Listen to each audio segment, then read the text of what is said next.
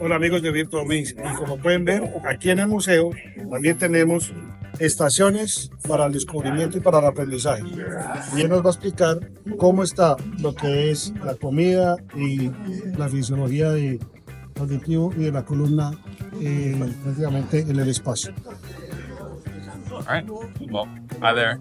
So at this discovery station, we're talking about different ways that being in space can either affect your body or some of the stuff that happens in space. Cómo puede la vida en el espacio puede afectar el oído y diferentes partes del cuerpo. So, starting over here, we can talk about how being in space can affect your spine Entonces and aquí your ear. podemos ver cómo puede afectar su columna y sus oídos. So starting with the ear. So most people know that your ear helps you to hear, Nosotros sabemos que aquí but como there's one other thing that your ear helps you to do, and that is to balance. Y una de las cosas que So, estamos aprendiendo a hacer es This part of your ear right here, Entonces, it's called the vestibular system, and essentially it helps you to balance. So with these tubes over here, so they have a liquid inside of them as well as hairs lining the inside of those tubes. So using this as an example, what happens is, on Earth, if you were to be standing straight up, then this fluid would be at the bottom of your vestibular system. The hairs down here would get touched, and it would send a signal to your brain telling you that you're standing straight up. Then, if you were to, say, like lie on your side, then the fluid would go over here, these hairs would get touched, and then it would tell your brain that you're lying on your side. So that's how your vestibular system, this thing in your ear, again, that's how it helps you to tell you which way is up and which way is down and help you balance. Now, that works because on Earth, you have gravity pulling all of this fluid to the bottom. So that's how you always know which way is up and down. But if you're going to space, then that fluid would instead start floating all over the place. So I'm doing my best to demonstrate right here, but if there was no gravity, it would be going all over the place. So your ear would essentially be telling your brain that you'd be like standing up, doing a flip, spinning around, setting your head, a bunch of different mixed signals all at once. Meanwhile, if you're in space, your eyes would still be telling your brain that you're either facing in one direction or doing one thing. So when you go into space, you experience something called space adaptation syndrome, where it's sort of like car sickness or seasickness, but imagine like car sickness or seasickness, but like 10 times worse. And instead of lasting for like 20 minutes to an hour, space sickness lasts usually around like the shortest case is like 2 days to around like a week. So if you can imagine like 24/7, you just go up into space and you're trying to do work, eat, sleep, enjoy the view, but you're constantly nauseous, dizzy. It's not fun. So eventually, astronauts' brains will realize that their vestibular system in their ear is not acting right, and eventually their brain will choose to ignore it. Instead, astronauts only rely on their eyes to tell them which direction they're facing. Luckily, when they come back down to Earth, their vestibular system will start acting right again, and they will be able to balance. So, yeah. But that's what happens to your ear when you're in space. Next up, I can talk about what happens to your spine when you go into space. So, this is a model of your spine right here, and there's two parts that I want you to focus on. So, there's the bones right here, the hard white bones, they're called vertebrae. And in between those bones in your spine, there's these clear discs called cartilage. So cartilage, it's the same stuff that your ears and the tip of your nose are made out of, where it's so firm, it has a shape, but it can still squish and stretch around. And so we have that in your spine, so it's not just like bone grinding on bone or anything like that. But what happens is while we're here on Earth, I can use these sponges to demonstrate what your spine looks like. So you can imagine these hard green parts are like the vertebrae, and the squishy yellow parts are like the cartilage discs. So if your spine is looking like this here on Earth, we have gravity that's constantly pulling us down. So your spine actually looks something like this, where the cartilage discs are squished together. And if you see where I'm going with this, then when you go up into space, over a period of around 6 months, because of the lack of gravity, your spine will actually start to decompress and you'd actually start growing. So after being in space for around 6 months, you notice yourself to be around 2 to 3 inches taller than when you first left Earth. So, yeah. That's also why if you look at a spacesuit, yes. Well, at least if you stayed in space, yeah. So I need it as we speak. Sciatic nerve issue. Oh, yeah. So at least having your spine decompressed would not be pinching on your nerves or anything. That's also why when you look at astronauts' spacesuits, they look so big. They build in that extra height when they're building the suit. So, and that at least works while you're in space. Unfortunately, you won't keep that height forever because eventually you'll come back down to Earth. And we were talking about it took like a period of around 6 months for your spine to decompress. When you come back to Earth, gravity will immediately start acting on your spine again. And in a period of around maybe half a week, you would lose all that height you gained. So if you can imagine like waking up and losing around like an inch a day, it's not very fun.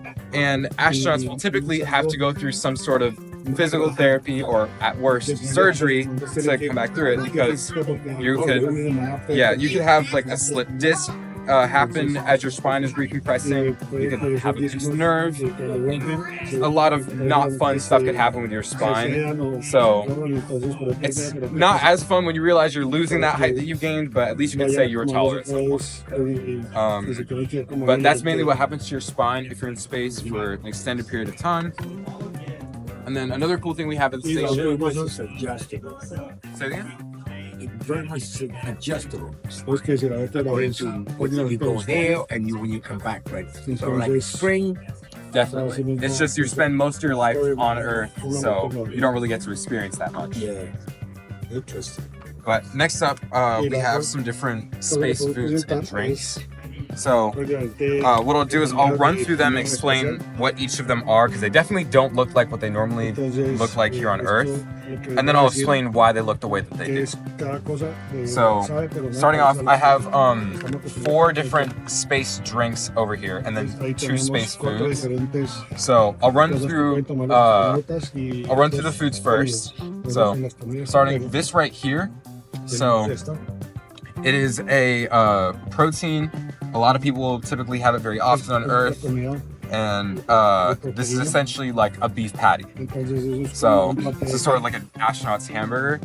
And then I'm actually going to save this food for later, but moving on to a couple of the drinks.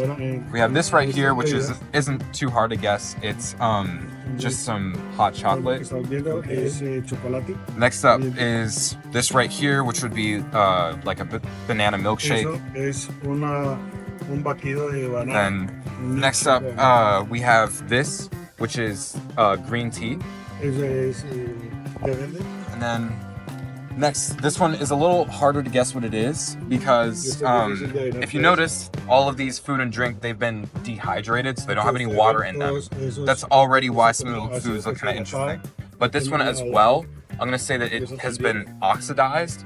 So, you know, like when you take a bite into an apple, you leave it out, it turns brown. Yeah, same thing happened here. So this isn't the color that this normally looks.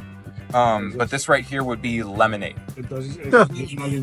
Yeah. Damn. So you very much would not guess what this is. And again, I'll explain why they look the way that they do in a second. And then the final one, I saved this for last because this has also been oxidized. But this right here would actually be some strawberries. Okay. So, yeah. Again, all of these, they very much don't... Yeah, they do not look at all like what they do on Earth.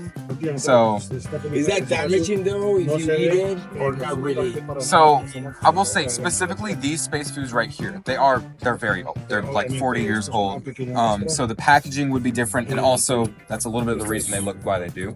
But they aren't harmful at all when you're eating them in space. And I also mentioned that all these food and drink are dehydrated. So before you eat or drink any of these, you would put some water into it. But the reason why they've all been dehydrated, it's for a couple of main reasons.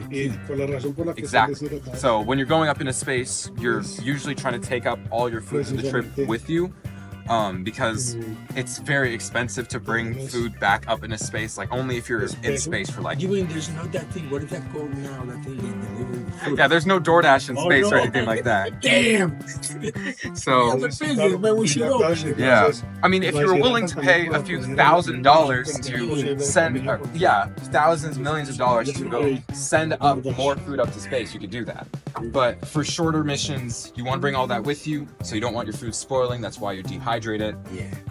But the other thing is because if you've noticed, if you try to pick up a bucket of water, it's very heavy because water is very, very heavy. And you might not think there's a lot of water in like some strawberries, or maybe there's a little bit in these different like drinks over here, but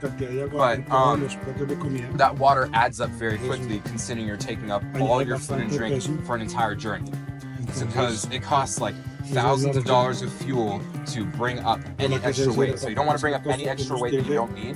So instead, what astronauts do is they dehydrate all their food and drink beforehand, and then they'll take up a smaller tank of water with them.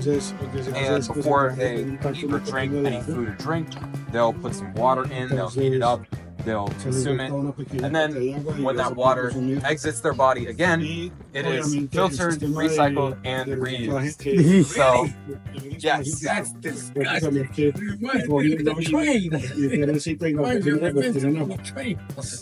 it's not the most appealing approach, but at the very least, it is filtered to such an extent where it's like cleaner than a lot of water. So you don't have to worry about that, but there is like supposedly a saying like today's coffee is tomorrow's coffee when you're in space.